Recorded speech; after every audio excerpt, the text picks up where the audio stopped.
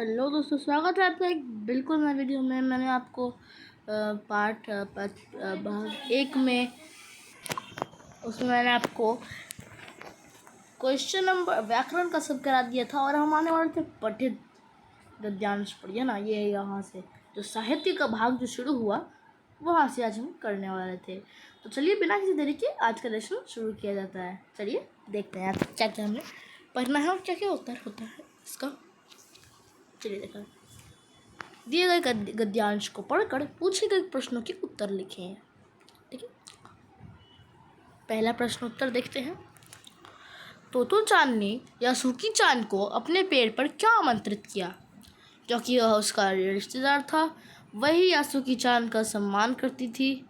क्योंकि वह यासुकी चान को पोलियो था और उसका कोई निजी पेड़ भी नहीं था। आओ देखते हैं गाइस, इसमें पोलियो था, पेड़ नहीं था और था ना, और किसी पेड़ को अपनी निजी संपत्ति न माना तो जानना उसे।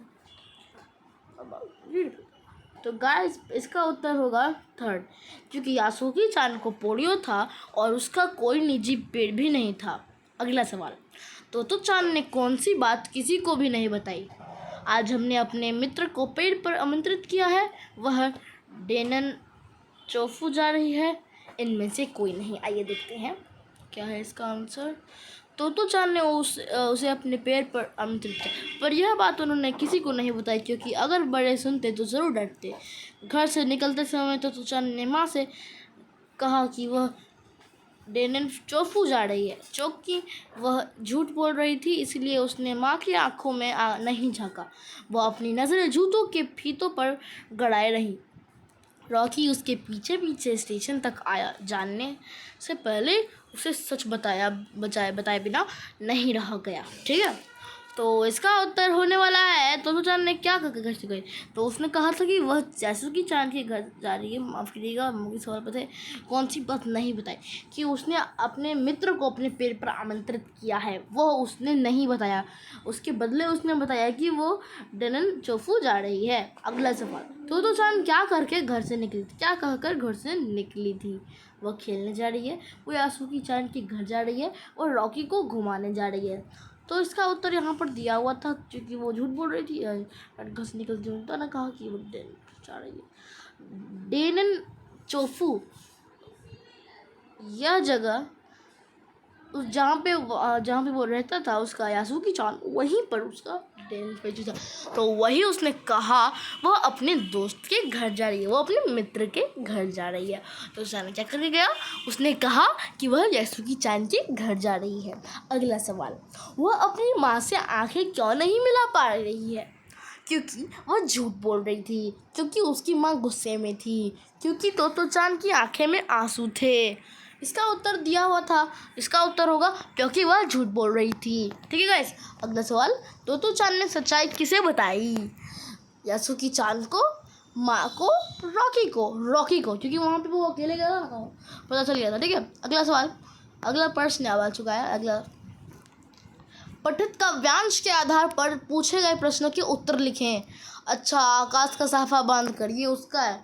शाम एक किसान का, यह है पाठ। ठीक है, चलो देखते हैं पहला सवाल। पठित कवि का नाम है सुमित्रानंदन पंत, सर्वेश्वर दयाल सक्सेना, मैथिली शरण गुप्त। तो इसमें इस कवि का नाम है सर्वेश्वर दयाल सक्सेना। अगला सवाल, कवि को पहाड़ किस तरह लगता है? किसान सा गाइस, किसान होगा इसका उत्तर। देख लेते हैं ऊपर जाकर। आकाश का साफा बांध कर सूरज की चिलम खींचता बैठा है पहाड़, घुटनों पर रख पड़ी है नदी सी चादर ही दहकी रही है, पलाश की जंगल की अंगठी अंधकार दूर पूर्व में सिमटा बैठा भेड़ों के गले सा। तो गाइस जैसे कि मैंने कहा था कि किसान ही रहेगा इसका उत्तर। अगला सवाल देखते हैं, पहाड़ के नीचे बहती हुई नदी कैसी प्रतीत होती है? चादर सी। ठीक है, अगला, पलाश के फूल कैसे लग रहे हैं? सुलगती अंगीठी की जैसे, जलते हुए बल्ब जैसे, चांद की जैसे। जिसका उत्तर होगा सुलगती अंगीठी की जैसे। अंधकार किस प्रकार सिमट गया है? भैंसों के झुंड की तरह, बकरियों के झुंड की तरह, भेड़ों के झुंड की तरह। आइए इसका उत्तर देखते हैं। काफ़ी फनी था ये वाला, है ना दोस्तों। इसका उत्तर देखते हैं। यहाँ पर सिमटा बैठा है भेड़ों के गले सा, तो यहाँ पे भेड़ियाँ कहाँ के? भेड़ों के झुंड की तरह, ठीक है। अब खंड ब आ चुका है। निम्नलिखित प्रश्नों का उत्तर संक्षेप में लिखिए। पिंजरे में बंद पक्षी की उड़ान पर क्या प्रभाव पड़ता है? पिंजरे में बंद पक्षी की उड़ान पर ऐसा प्रभाव पड़ता है। नंबर 1, ठीक है। इसको हम लोग पॉइंट्स में लिखें तो हम लोग को अच्छा मार्क्स आएगा, टीचर को भी सहूलियत होगी हमें देखने में, उत्तर पढ़ने में। तो पहला, वह उड़ान भूल जाएगी, मतलब उसे उड़ान भरना नहीं आता होगा। अगला पॉइंट है, उसे सीमाहीन क्षितिज में उड़ना पसंद था, और अगर वो नहीं उड़ी तो वह भले ही सोने की ही पिंजरे में क्यों ना हो, वह मर जाएगी। वह सोने का कुछ नहीं खाएगी, सोने के बाटी में ना खाए, सोने की ग्लास में पानी ना पिए, वो कैसे जीवित रहेगी? वो तो मर जाएगी। और यही वह मर जाती है। यही 2 पॉइंट है। यहाँ पे आपको दिख रहा होगा। यहाँ पे आप 1 पॉइंट भी लिख सकते हैं, क्योंकि मार्क्स देखो तो 1/5 है, तो 1 पॉइंट भी चलेगा। 2 पॉइंट बेस्ट रहेगा, आपको 1 मार्क्स मिलेगा, तो 0.05 करीब मिल जाएगा आपको।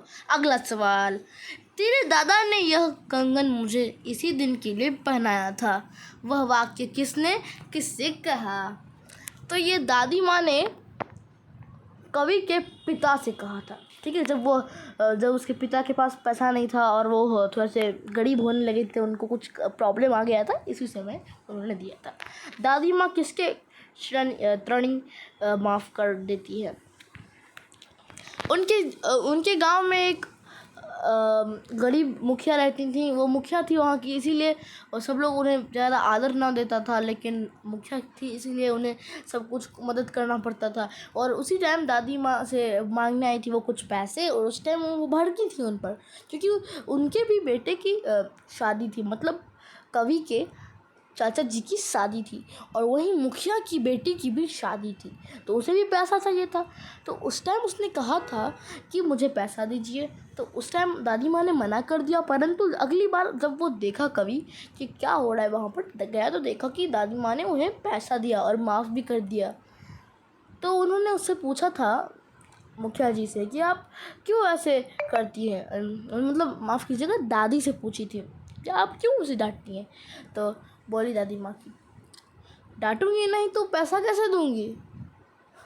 गाइस, ये काफ़ी फ़नी आंसर था जो उसकी दादी माँ ने दिया था, पर उत्तर तो यही था। मैंने कुछ ज़्यादा ही बोल दिया, शायद मैं मार्क्स कट लें ज़्यादा वर्ड के कारण, तो इसको हम लोग कट करके कुछ भी लिख देंगे।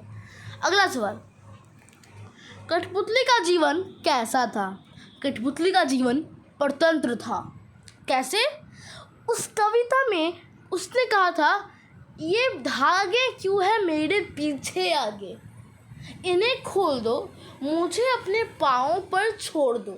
इसका क्या मतलब हुआ? क्योंकि उसे स्वतंत्र होना है। जैसा कि आप देखोगे पार्ट 1 और पार्ट ये दोनों पार्ट में पोएम्स में यही दर्शाया जा रहा है कि उन्हें स्वतंत्र होना है। तो यही है वसंत का एक पॉइंट, ठीक है गाइस। तो अगला सवाल देख लिया जाता है, कठपुतली शब्द का क्या अर्थ है?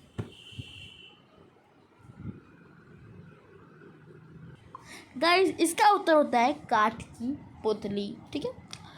अब देखते हैं, निम्नलिखित प्रश्नों का उत्तर लिखें।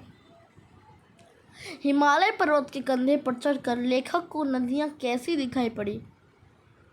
हो गाइस, मैं बहुत थक गया हूँ, इसका 3rd पार्ट लाना भी पड़ेगा। तो गाइस, आज के लिए बस इतना ही करते हैं, मिलते हैं अगले वीडियो में। तब तक के लिए धन्यवाद, tata, bye bye, thank you. ओहो, एक मिनट, लाइक करें वीडियो को, शेयर करें वीडियो को, सब्सक्राइब करें चैनल को, ताकि नेक्स्ट पार्ट आप देख पाओ। Thank you.